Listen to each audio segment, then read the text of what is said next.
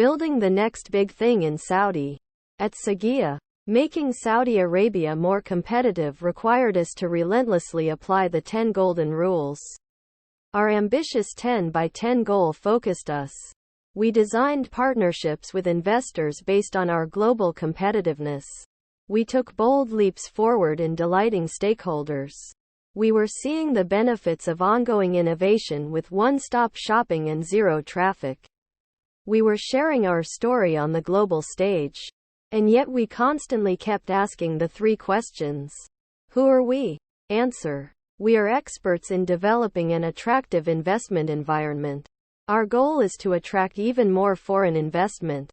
Why must we? Answer. Why must we suffer with legacy bureaucracies, procedures, and agreements? Why must we be limited to incremental improvement of existing development projects? What if we? Answer. What if we seek out disruptive models and tailor them for our unique environment?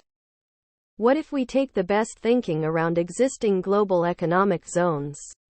Industrial projects situated next to existing cities?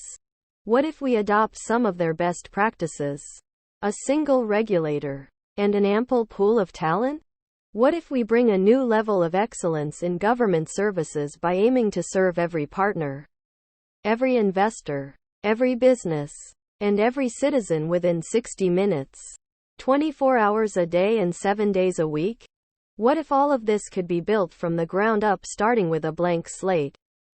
In the many answers to the third question, we searched the globe for ideas and came across so-called special economic zones. There were thousands of them around the world. Most were big failures. But the very few successful ones attracted and doubled the flow of investments every 5 years. What did they do right? And how could we emulate them?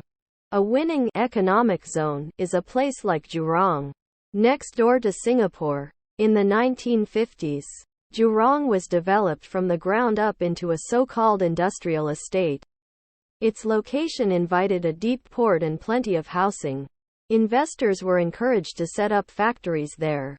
In exchange, they received tax exemptions and protective status for their goods. The government built Jurong by adding a hospital and setting up banks. We learned that places like Jurong have 3 things. 1. A single regulator. 2. An adequate pool of talent. And 3. A location next door to a world-class city. Investors and businesses flocked to Jurong. And we thought it might be possible to do the same thing in Saudi Arabia. Only better. What if we could build a Jurong? Or even several Jurongs? But make it super attractive. A place on the waterfront of the beautiful, warm, clear Red Sea, with not only a world-class port, but also schools, hospitals, a lovely park, a golf course, nice restaurants, a high-speed rail stop, retail shops, and all kinds of residential areas for everyone from blue-collar workers to the well-off? So we said, what if we have a special economic zone and call it an economic city?